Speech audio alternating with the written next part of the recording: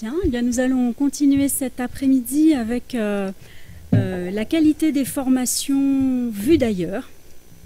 On avait envie de vous proposer un regard international sur ce que c'est que la qualité des formations pour les professionnels de l'information et des bibliothèques.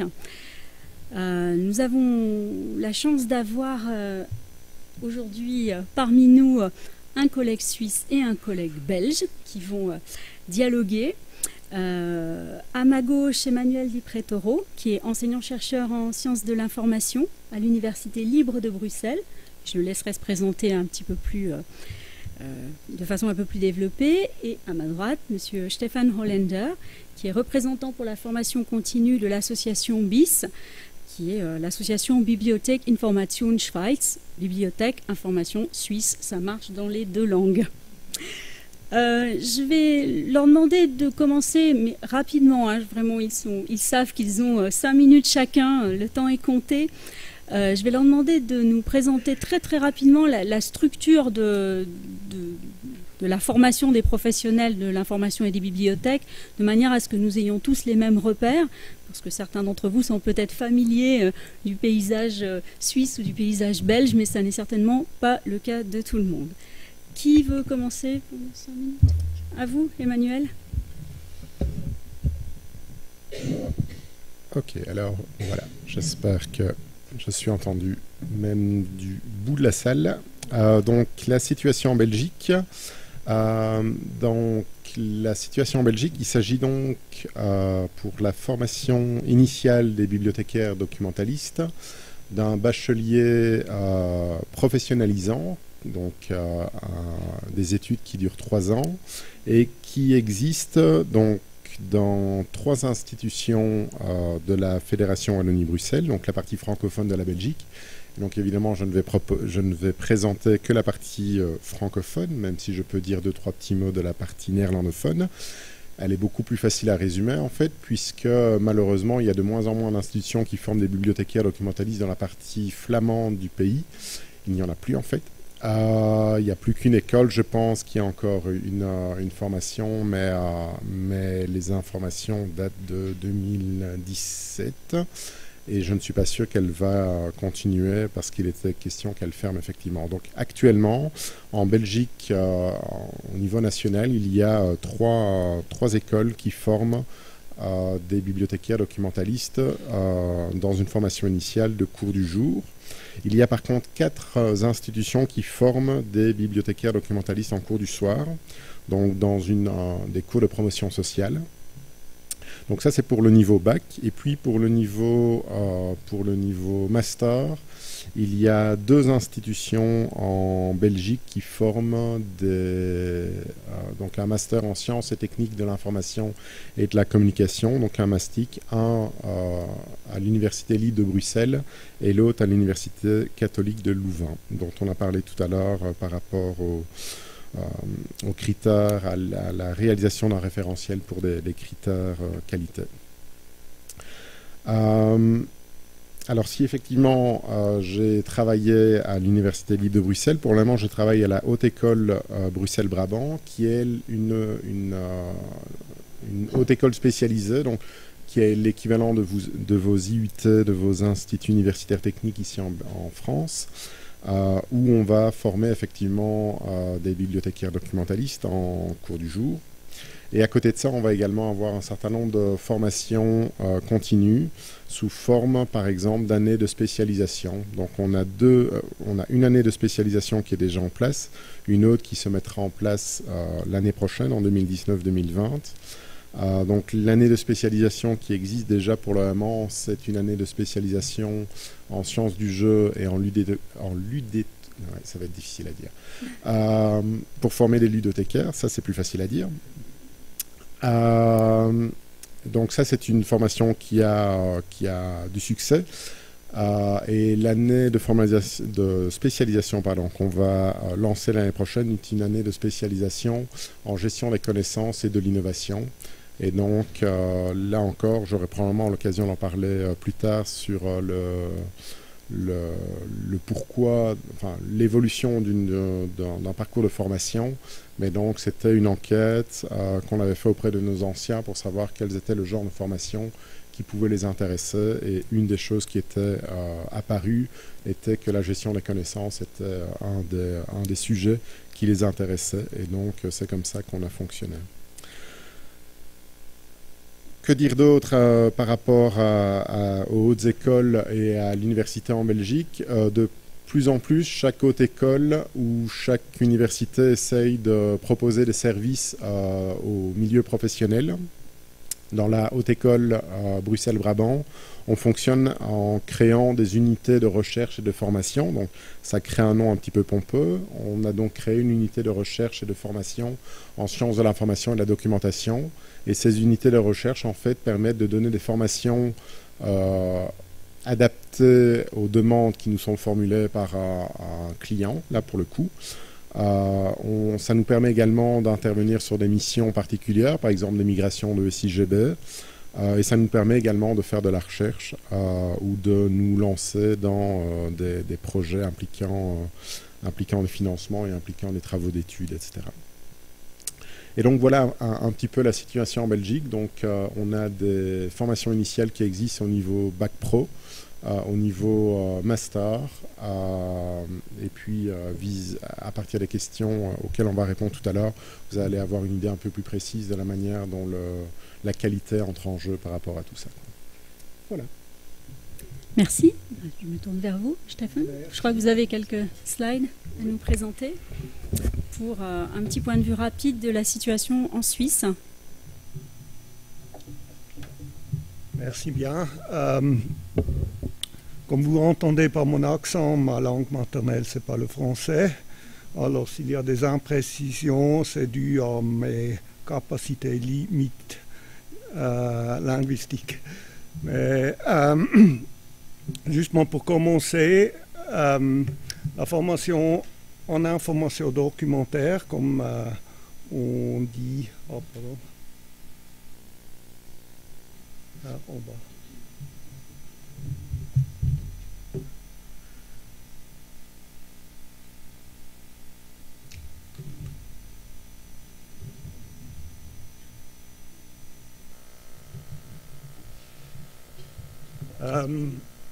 Ce système suisse est basé sur 3 piliers. On a la formation initiale au niveau secondaire, l'apprentissage. Et ça, c'est une spécificité suisse parce que si on prend toutes les catégories des professionnels formés en Suisse, 2/3 font un apprentissage en Suisse. Et c'est que 1/3 qui passe par le chemin d'une formation académique. C'est bien différent de la France, je sais bien. Deuxièmement, on a la formation initiale dans les autres écoles spécialisées, à Coire et à Genève, qui donne droit à un titre de bachelor ou bien de master en tant que spécialiste en information documentaire. Il y a aussi dans les universités suisses et dans les autres écoles spécialisées aussi de la formation continue, si bien de la part des cantons et des associations professionnelles. Voici un schéma qui vous démontre les multiples chemins de la formation professionnelle en Suisse. À retenir sont 3 voies. Ça, c'est l'apprentissage, maturité professionnelle et entrée en haute école spécialisée. Deuxièmement, on a qu'est-ce qu'on appelle en Suisse le gymnase, qui est bien le lycée en France, avec la maturité gymnasiale, et on peut passer soit avec un stage préliminaire aux hautes écoles spécialisées en Suisse, soit à l'université. Et on a encore la possibilité qui nous est donnée par la loi fédérale sur la formation professionnelle. Ça, c'est le certificat de capacité professionnelle selon l'article 32 de cette loi. Ça, c'est quelque chose qui est en voie de construction. C'est pour tous ceux qui ont fait une autre formation et dans une étape ultérieure, commencent à se spécialiser dans une direction, qu'ils ont un titre reconnu de la part de la Confédération.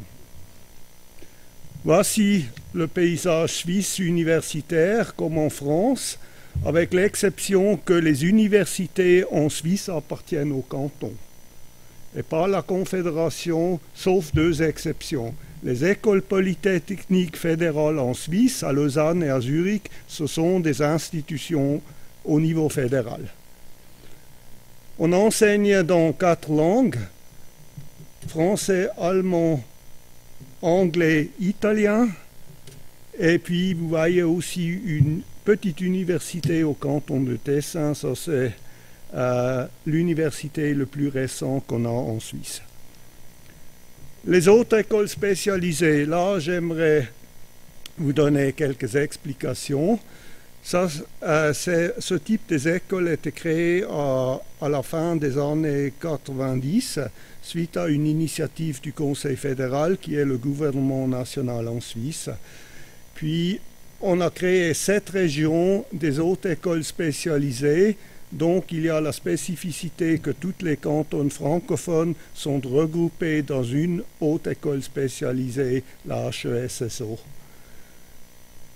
Ces écoles sont financées en coopération par les cantons et par la Confédération. Ils se sont basés sur une loi qui est si bien applicable pour les universités suisses que pour les autres écoles spécialisées. Ils ont aussi une conférence unie des recteurs des universités suisses, si bien des autres écoles spécialisées. Parlons de l'assurance de la qualité dans les hautes écoles. Ça vaut si bien pour les universités que pour les autres écoles spécialisées. Et là, on arrive à une autre particularité de la Suisse, c'est que dans la loi des universités, on a formulé les instances, les organes qu'il faut avoir pour obtenir une accréditation en tant que haute école, soit universitaire, soit haute école spécialisée. Mais on laisse aux régions comment ils assurent la qualité. Qu'est-ce qu'ils doivent avoir? C'est une personne au niveau de l'école qui s'occupe de l'assurance de la qualité. Il faut avoir des organes dans chaque de cette région qui s'occupent de l'assurance de la qualité. Mais comment ils font faire, surtout au niveau des programmes, c'est dans la liberté académique des institutions concernées. Qu'est-ce qu'il est réglé jusqu'au bout en Suisse? Ça, c'est l'accréditation en tant qu'institution. Si vous aimeriez être une université, une haute école spécialisée, vous devrez suivre un processus prescrit pour l'accréditation. Pour ça, on a des agences de qualité et d'accréditation. Ce sont 4 en Suisse, dont aussi des agences de l'étranger. Ça, c'est aussi parce que nous sommes un petit pays. Alors, il y a une agence suisse et je crois 2 ou 3 agences de l'étranger qui s'occupent de ça. Quel pays? C'est l'Allemagne du Baden-Württemberg. Et c'est pour quelque chose de très spécialisé, ce sont pour les autres écoles de la santé. Alors, voici un esquisse du paysage suisse.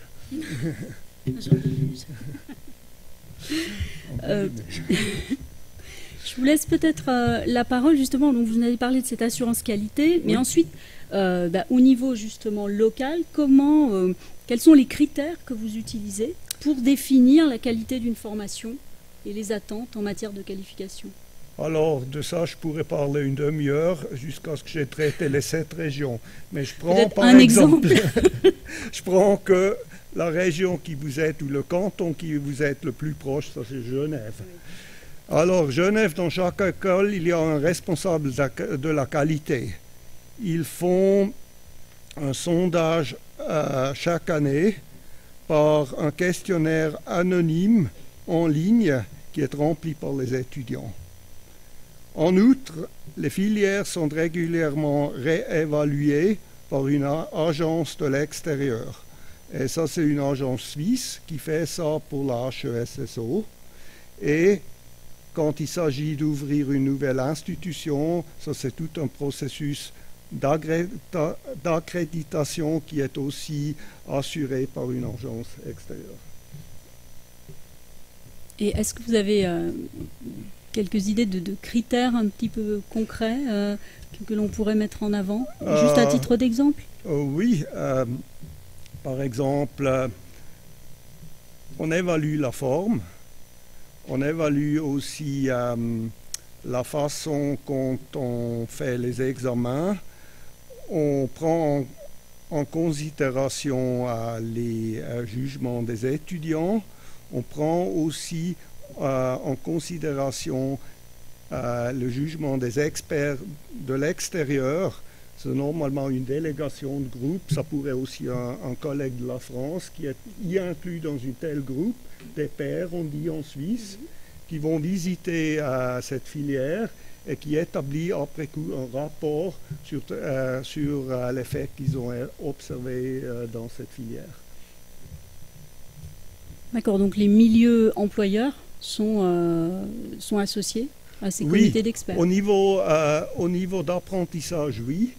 Ça, c'est quelque chose qui se fait, mais je pourrais aussi citer le cas de la Haute École spécialisée de Coire, qui a un conseil où les milieux des employeurs sont représentés et il y a un conseil de gestion de la Haute École spécialisée de Coire, dont les représentants proviennent des différents milieux économiques qui sont représentés par les études.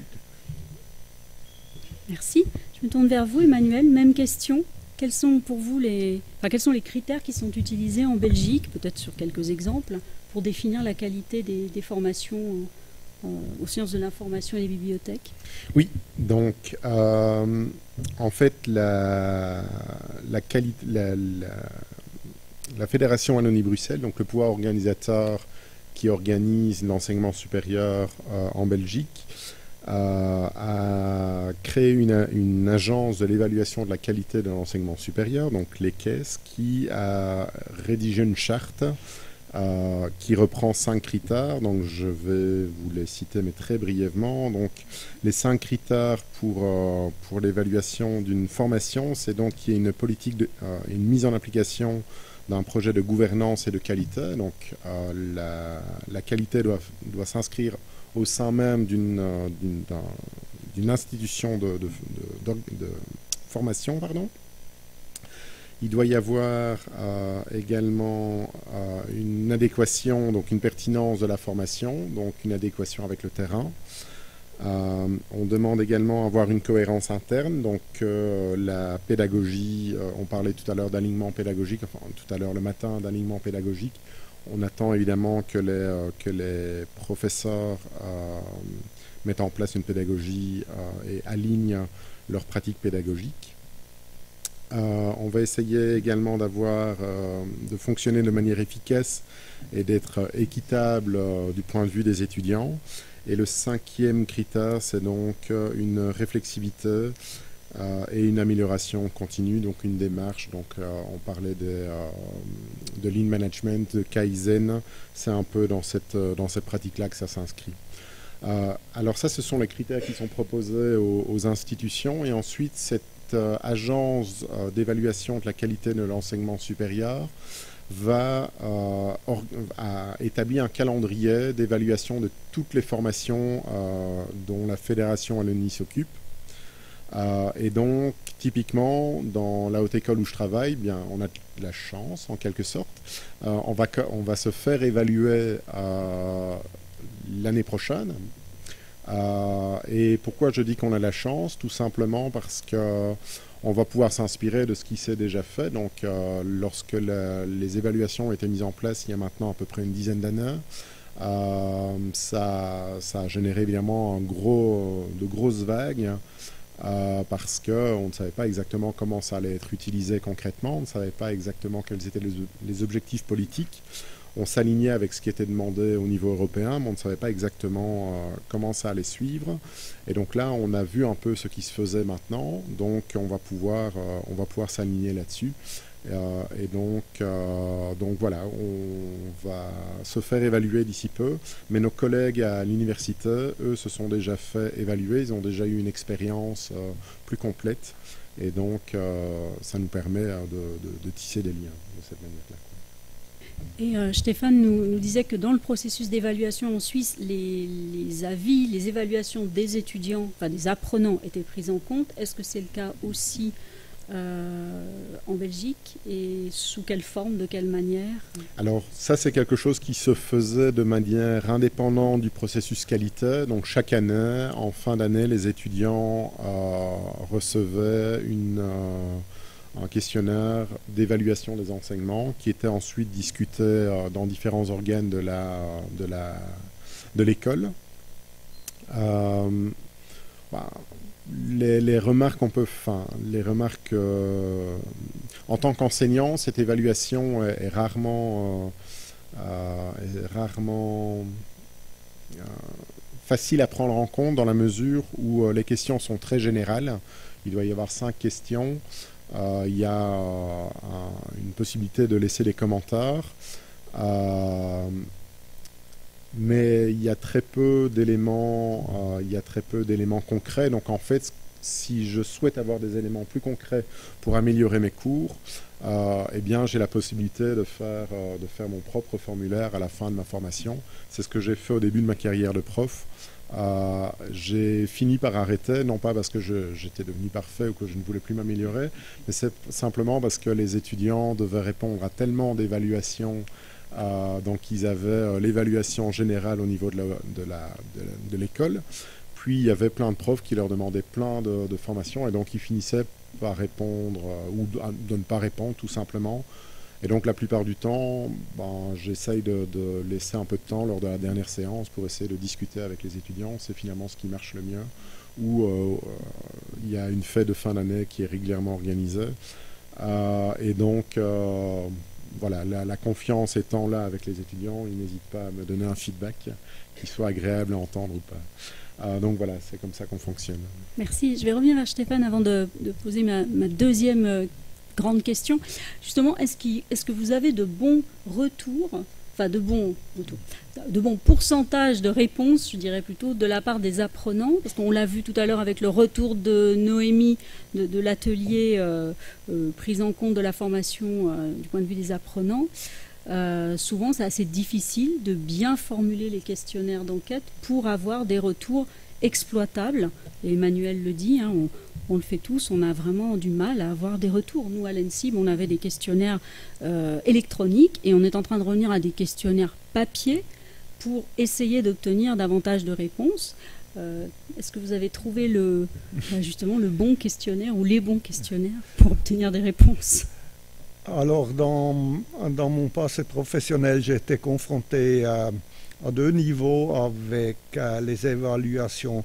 D'une part, dans une organisation où c'est volontaire, ça c'est l'association professionnelle. Dans ce contexte-là, c'est un argument de marketing qu'on fait, des analyses et des questionnaires. Au niveau des autres écoles spécialisées, c'est mandatoire. Et j'avoue, j'ai eu expérience avec les questionnaires de 4 écoles qui sont assez différentes. Je peux que dire la même chose que mon collègue de Bruxelles a dit, que de temps en temps, les questions sont trop généralisantes. Et qu'est-ce que je fais en tant que professeur? Il y a normalement un chargé de la classe ou un représentant de l'année, et je lui dis, écoutez, faites un sondage auprès de vos collègues, envoyez-moi comme message anonyme leurs réactions personnelles, et ce sont les réponses les plus pertinentes, je peux vous dire.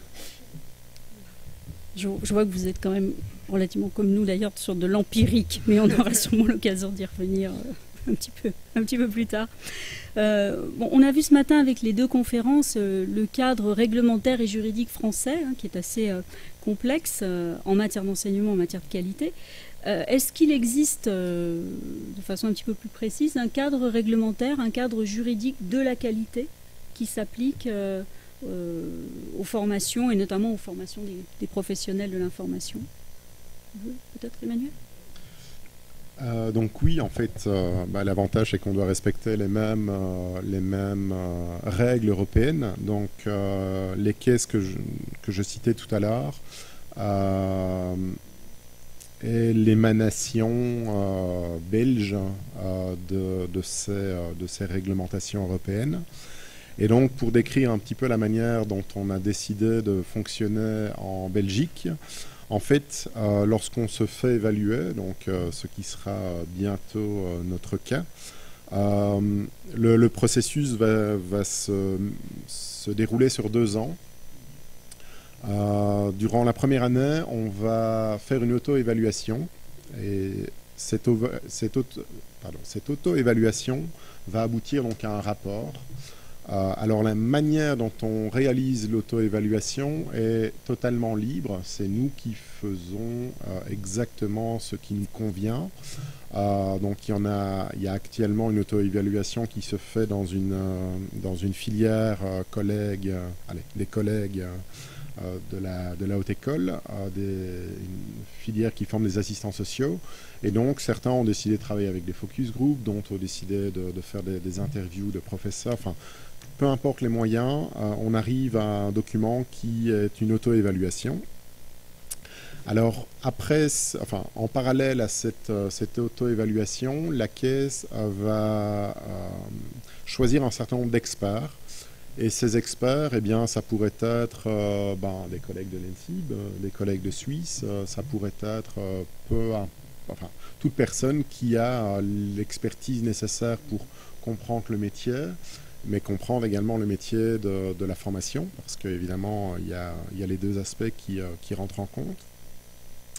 Alors, une fois qu'on a le comité des experts, eh bien, on va avoir un entretien préalable avec les experts. Donc, ils vont venir chez nous, mais ils vont venir se présenter, en gros, et comme ça, on sait à qui on va s'adresser. Ensuite, ils vont venir faire une visite, et donc, une fois qu'ils viendront faire la visite, ils auront eu l'occasion de lire le rapport qu'on aura fait, l'auto-évaluation. Donc, lors de l'entretien préalable, ils se présentent, mais on présente également la méthodologie qu'on a mise en place. Ensuite, eux vont rédiger un rapport préliminaire d'évaluation. Nous aurons un droit de réponse sur ce rapport, sur cette évaluation. Ils vont finalement publier le rapport d'évaluation. Donc, vous voyez que c'est pour ça que ça prend 2 ans. C'est très découpé. Ensuite, on va avoir une analyse transversale. Donc, comme je vous le disais, nos collègues de l'université se sont déjà fait évaluer. Et évidemment, il y a les mêmes critères qui pourront se mettre en place puisqu'ils forment dans la même filière que nous, même si évidemment on forme à un niveau bac et pas un niveau master. Et puis finalement, l'école devra mettre en place un plan d'action, donc proposer un plan d'action et puis ensuite le mettre en œuvre. Donc ça clôture les 2 ans. Et puis ensuite, la caisse viendra nous rendre visite, alors ils nous promettent entre 5 et 10 ans. Et donc ils reviennent nous voir après 5 ans, 10 ans pour savoir ce qui a bougé, ce qui n'a pas bougé. Et donc mes collègues assistants sociaux, eux, alors je ne sais pas si c'est la malchance ou la chance, ça fait maintenant 10 ans qu'ils ont eu leur première évaluation. Donc au sein de la même haute école, il y a des filières qui en sont déjà à leur 2e évaluation et d'autres qui n'ont toujours pas connu d'évaluation. Et donc voilà un peu le cadre juridique qui existe. Donc il y a bien une agence qui existe et il y a bien un processus que je viens de vous décrire qui formalise tout ça. Et donc tout le monde est mangé à la même sauce en quelque sorte. Qui ressemble beaucoup à la sauce française du HCERES et donc à la procédure qui se met en place dans le cadre des contrats quinquennaux. Vous parliez de critères.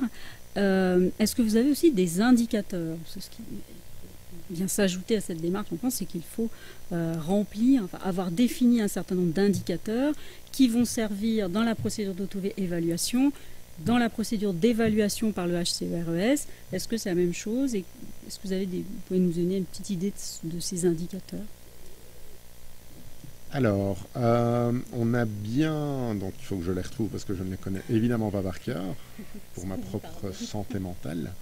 Je vais retrouver ça, voilà.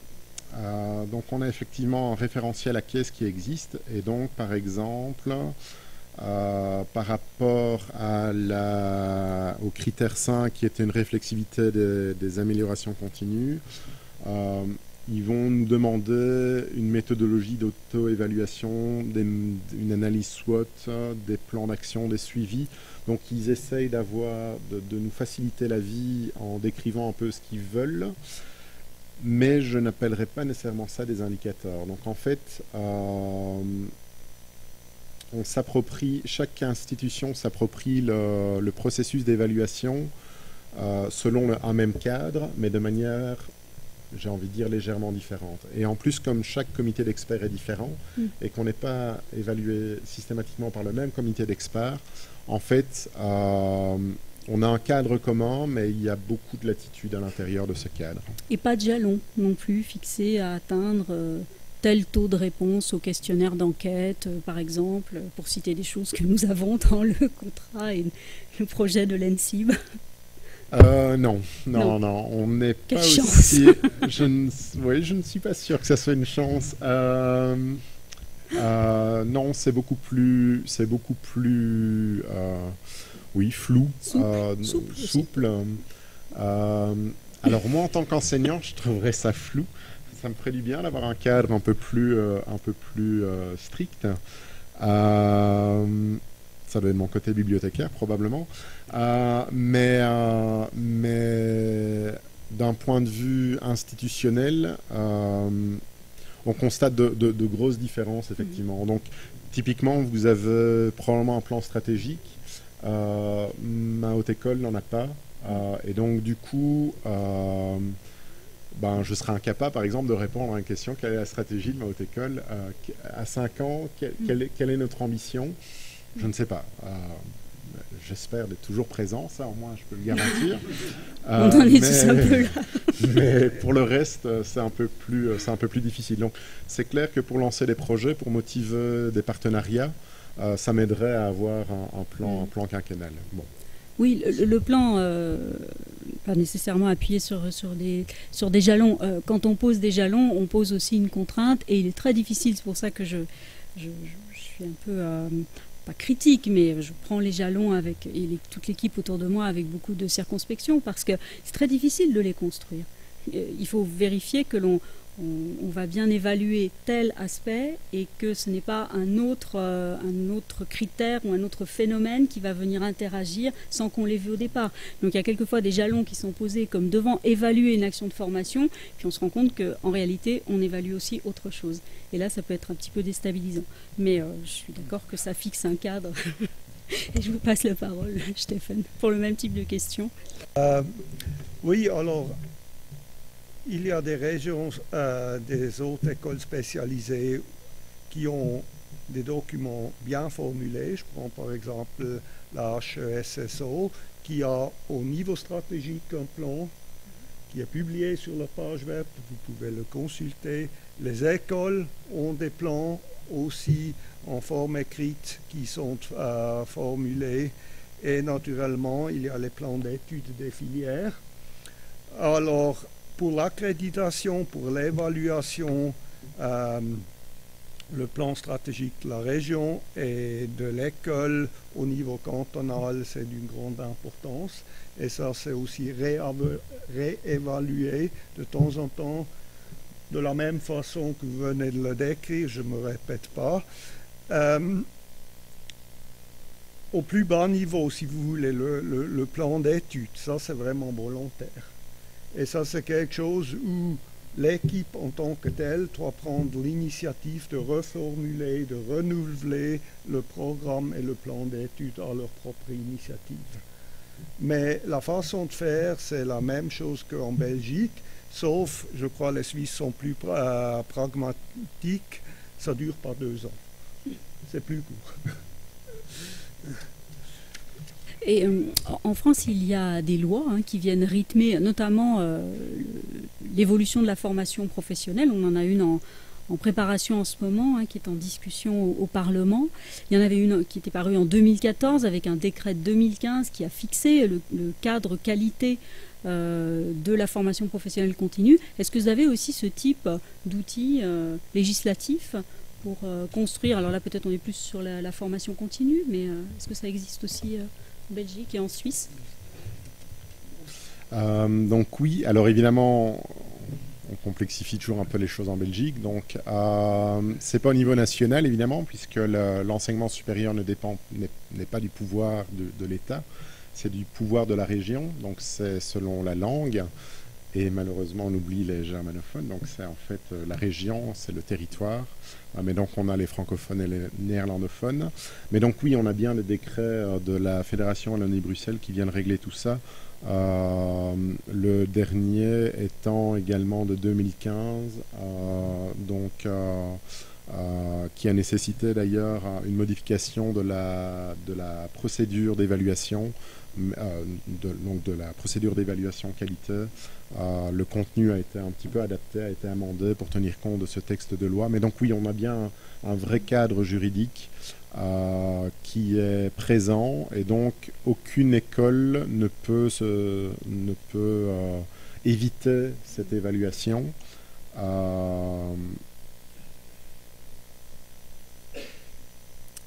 Et donc on y participe, on doit tous y participer. Pour revenir sur quelque chose qui a été dit le matin, voilà, chaque école peut décider de s'approprier différemment la démarche qualité, et donc certains pourraient le vivre très mal, et d'autres au contraire faire de l'excès de zèle et essayer vraiment de devenir extrêmement efficace, quoi. Donc voilà, donc oui, on a des textes de loi qui viennent étayer tout ça.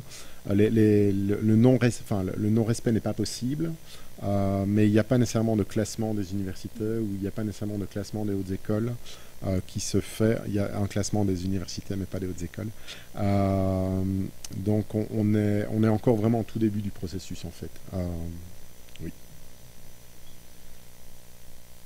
Bon, en Suisse, c'est réglé d'une précision d'une montre suisse. On a 2 lois de base en Suisse qui sont applicables. Ça, c'est la loi fédérale sur l'encouragement des hautes écoles et la coordination dans le domaine suisse des hautes écoles, l'EE, qui est quasiment le cadre législatif de base pour les universités et les hautes écoles spécialisées.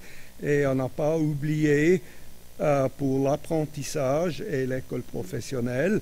Ça, c'est la loi fédérale sur la formation professionnelle qui fait foi. Au niveau des cantons, on a des lois respectives qui règlent plus en détail au niveau des cantons, qui, par exemple, doit assurer le niveau de qualité, où on peut se plaindre si on n'est pas d'accord avec la qualité de formation des apprentis. Et ce sont des responsabilités déléguées, et ça entre un peu dans la DNA des Suisses, qu'il y a le fédéralisme, il y a la délégation des responsabilités au niveau où ça concerne le niveau local. Et que se passe-t-il si on ne respecte pas la qualité attendue d'une formation? Ça doit être terrible en Suisse. S'il s'agit le cas d'un apprentissage, ça c'est l'Office des arts et des métiers des cantons qui intervient. Et il y a une commission mixte des milieux professionnels où les milieux professionnels sont représentés, qui veillent un peu à la bonne qualité et qui interviennent aussi comme intermédiaires s'il y a des cas de conflit. Au niveau des écoles, on peut retirer l'accréditation qu'une école a obtenue, par exemple. On pourrait aussi formuler des mesures qui doivent être réalisées dans un certain temps, et ça va encore contrôler une fois. Alors, il y a plusieurs possibilités d'intervenir. Il s'agit de cas concrets pour vraiment répondre à votre question. qu'est-ce que sont les interventions musclées qui sont quasiment appliquées. Musclé, je ne sais pas ce que ça peut recouvrir. Troisième ensemble de questions. Qui valide dans vos pays respectifs ou régions, on peut prendre l'exemple d'une région ou d'un canton, les programmes de formation en information, documentation, bibliothèque? Est-ce qu'il existe des organismes de validation et quels critères utilisent-ils? Alors, donc, on a un organisme qui s'appelle l'ARES, qui est donc l'Académie de recherche et d'enseignement supérieur, qui va être composée de différentes personnes qui proviennent en partie des institutions de formation, donc des universités et des hautes écoles, mais également composée d'un certain nombre d'employés propres à l'ARES, donc qui développent une expertise sur les matières légales. Alors dans notre cas, on a un référentiel de compétences qu'on a créé il y a une dizaine d'années maintenant, suite à un changement de cadre organisant l'enseignement supérieur des hautes écoles en Fédération Wallonie-Bruxelles.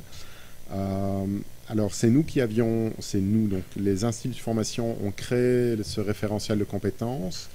Il a été relu par des membres de l'ARES et validé par eux, même si évidemment on a énormément de latitude sur les aspects métiers, parce que ce n'est pas du tout quelque chose évidemment qu'ils vont maîtriser.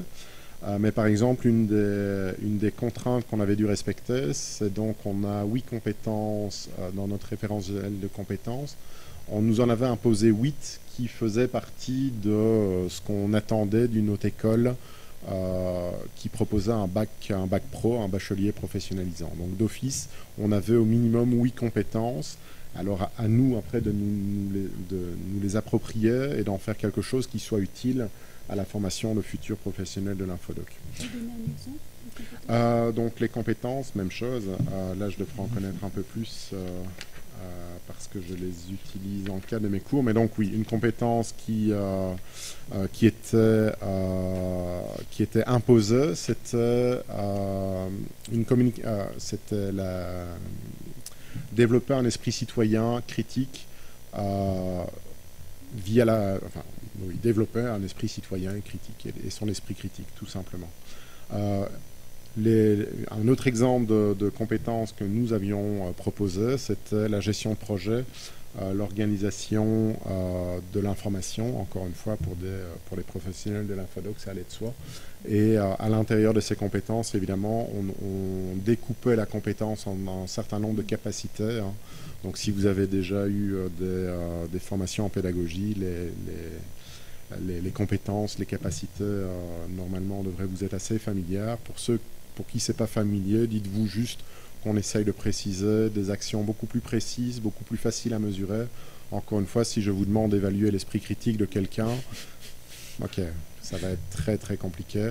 Mais par contre, si je vous dis de valider ses sources, de croiser ses sources et de n'énoncer que des choses qui sont objectivement prouvables ou qui peut être sourcées, eh bien, ça devient évidemment tout de suite beaucoup plus facile à évaluer. Et donc c'est l'ARES qui va également valider la création de nouvelles formations. Donc, je vous parlais tout à l'heure d'une année de spécialisation en gestion de la connaissance et de l'innovation. C'est également l'ARES qui est responsable de la validation des nouvelles formations et on doit également produire un référentiel des compétences pour toute nouvelle formation et ainsi de suite. Alors, en Suisse, comme nous sommes un petit pays, ça se fait d'une manière très pragmatique. Il s'avère qu'il y a un professeur qui est aussi membre du comité de l'association professionnelle. Là, les échanges se font. Je peux citer le cas concret de l'autre école spécialisée de Coire, qui a un conseil des experts qui est aussi impliqué à veiller qu'il y a une bonne implication de la pratique dans la formation, dans les plans d'études. actuellement, on est en train de reformuler le plan d'études et ça va de soi en Suisse que vous invitez aussi des milieux professionnels d'y participer et d'exprimer leurs besoins en vue de formation de base. Est-ce qu'il y a des questions dans la salle à nos deux intervenants?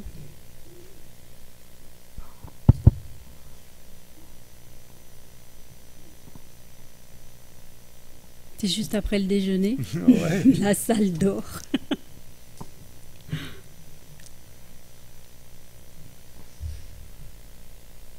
Non. Alors, moi, j'en ai une dernière. Donc, à mes deux intervenants, si on ouvre un petit peu au-delà du champ de la qualité, quels sont pour vous les objectifs de la formation, qu'elle soit initiale et continue, et comment la qualité peut contribuer à faire évoluer ces objectifs? Et, on parlait au déjeuner tout à l'heure d'interopérabilité de nos référentiels. Je vais peut-être laisser la parole là-dessus. Stéphane, vous aviez des choses à dire? Comme je me trouve à Lyon et que j'ai eu à l'époque la chance de rencontrer un Lyonnais de naissance, Jean Mérat, qui a créé une plateforme européenne pour l'évaluation de la qualification des professionnels, Certidoc. Je crois que c'est à reprendre. Ça, c'est une idée que j'aimerais bien ventiler ici un peu, que parmi les écoles, on se met d'accord sur une charte. Qu'est-ce que sont les qualités qu'on aimerait qui se sont reflétées dans les plans de formation? Qu'est-ce que sont les valeurs qu'on aimerait mettre au drapeau de nos professionnels? Et surtout, si on fait ça à un niveau européen, je crois que ça pourrait être aussi un libellé qui fait, j'espère, la fierté de l'école concernée, si c'est une fois discerné à des écoles spécifiques suite à un processus d'évaluation. Les éléments, on a. C'était à l'époque une initiative française. Je crois que c'est le bon moment de reprendre cette initiative et de le formuler pour le 21e siècle. Est-ce que dans la salle, vous connaissez Certidoc? Moi, j'avoue que je ne connaissais pas. Alors, voulez-vous que je lui t'explique un peu? Oui, peut-être, mais je m'adresse à Christophe Pavlidès en face de moi. Vieux souvenir, si vieux que ça. Oui, juste. Alors, c'était, si je me souviens bien, un politologue, Jean Mérat, qui était aussi documentaliste à Paris, dans la sociologie ou bien politologie, si je me souviens bien, qui a formulé un catalogue des qualifications pour les professionnels. Il a formulé ça d'une manière neutre. Alors, il n'a pas intitulé les choses bibliothèque, archives, centre de documentation. Et quand la Suisse et l'Allemagne s'adhéraient à cette initiative française, il y avait une vive discussion dans les années 90 si c'est aussi pas applicable pour les bibliothèques et les bibliothécaires. Et il y avait quelques Suisses qui ont fait ce processus de qualification à l'époque. Outre la France, l'Allemagne, il y avait aussi l'Italie, l'Espagne et la Belgique qui se sont adhérés à cet euro-référentiel. Entre-temps, vu le décès de Jean Mérat, le flambeau n'est pas si vivant que c'était à l'époque, mais peut-être c'est à revivre. C'est noté. Oui, donc concernant un enjeu pour la formation, certainement un des enjeux auxquels nous on fait, un des problèmes auxquels on est confronté en Belgique, en tout cas pour la formation initiale, c'est donc la perception du métier de bibliothécaire et de documentaliste. Et donc évidemment les agences, les associations professionnelles ont un rôle à jouer. Alors l'ADBS et il y a plein d'autres associations professionnelles en France qui ont beaucoup de poids. Alors en Belgique francophone, on a alors c'est une bonne habitude suivre ce qui se fait en France, donc ça c'est très bien, mais nos associations professionnelles ne sont pas aussi présentes, ne sont pas aussi actives. Et donc, justement, du point de vue de la formation continue, de la formation tout au long de la vie, eh bien, il y a une espèce de gros creux en Belgique. Alors, ce qui se passe, c'est que certaines institutions, comme par exemple, toujours la Fédération Wallonie-Bruxelles, qui subsidie également la lecture publique, donc les bibliothèques publiques, vont organiser des formations pour leurs professionnels, pour leurs employeurs. Mais, mis à part ça, ça va être des institutions privées. Et donc, typiquement, pour les écoles, eh bien, il y a un rôle qu'on pourrait jouer via l'URSSID que je citais tout à l'heure, c'est de jouer, de se positionner comme étant un acteur de formation également, et de pouvoir compter sur les compétences internes des gens en pédagogie, mais également les compétences métiers, pour essayer d'offrir une offre qui soit un peu plus riche, plus complète, plus adaptée. Et de mon point de vue, ça participerait également à redorer le blason du professionnel de l'infodoc, qui en Belgique n'est pas très connu, pour dire le moins. Et donc voilà. Donc, si un jour, et je ne le souhaite pas, notre formation initiale n'a tellement plus de succès qu'on en viendrait à prendre la décision de fermer les écoles. Donc ce qui s'est fait dans la partie néerlandophone du pays. Donc je ne souhaite pas du tout que ça arrive dans la partie francophone, mais on ne sait jamais. Mais peut-être qu'on aurait une seconde vie possible avec des formations pour des institutions privées, pour le privé ou pour le public également, mais qu'on pourrait revivre ou vivre une deuxième vie de cette manière-là en formant des gens à l'organisation de l'information. Parce qu'une chose est sûre, quand on en parle avec des professionnels, ils sont tous d'accord pour dire qu'ils en ont besoin, mais c'est juste qu'ils n'associent pas la profession de bibliothécaire, de documentaliste, de record manager, de community manager, ce genre de choses-là. À chaque fois, on a des noms en plus de métiers, mais les compétences fondamentales ou les compétences primaires sont toujours les mêmes. Merci. Y a-t-il un remords, une question de la salle? Oui. Benoît Éperon, tout au fond.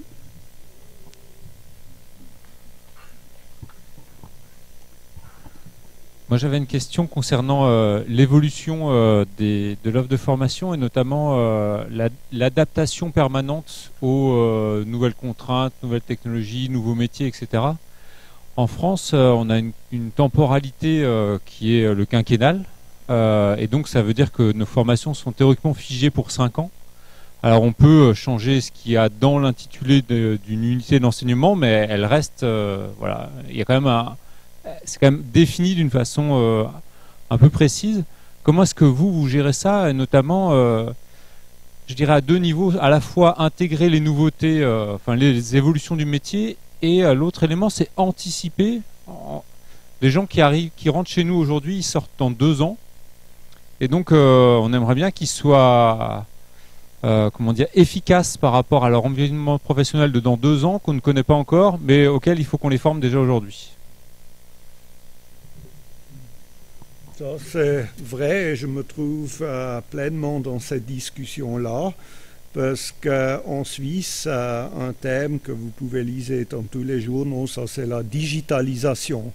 Mais personne ne sait concrètement comment cette digitalisation va se réaliser au niveau professionnel.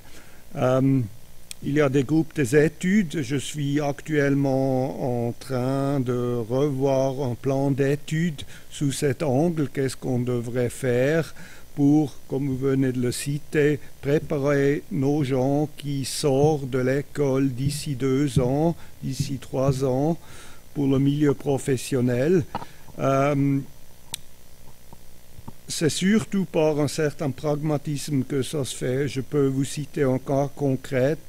Par exemple, en 2014, en Suisse, on s'est décidé de suivre le catalogage selon RDA. Et ça, c'était un large défi en Suisse parce qu'à l'époque, il n'y avait pas encore les référentiels traduits en allemand, ni en français. Oui, en français, oui, parce que grâce à nos collègues au Canada francophone, on avait déjà des référentiels. Mais c'était surtout les réseaux bibliothécaires qui ont organisé leur propre formation pour les gens qui étaient déjà en formation. On avait encore un défi supplémentaire, c'est que nos collègues de la Suisse francophone s'orientent vers la France, et surtout vers la BNF. Comme la BNF n'a rien décidé s'ils vont suivre, s'ils vont créer leurs propres standards, nos collègues en Suisse francophone étaient hésitants. Mais je peux vous dire une chose, que la HES de Genève va commencer dès cet automne d'enseigner le catalogage selon RDA. Alors, on navigue peut-être un peu à vue, mais avec beaucoup de pragmatisme dans ce contexte. Alors, quant à nous, on n'a pas de on n'a pas de plan quinquennal, donc on ne revoit pas nos formations tous les 5 ans. On a une grille commune entre toutes les écoles qui forment des bibliothécaires documentalistes. Alors, ce sont des intitulés généraux. On a des unités d'enseignement, on a une unité d'enseignement informatique documentaire. Alors après, là-dedans, vous allez pouvoir mettre à peu près ce que vous voulez. Donc,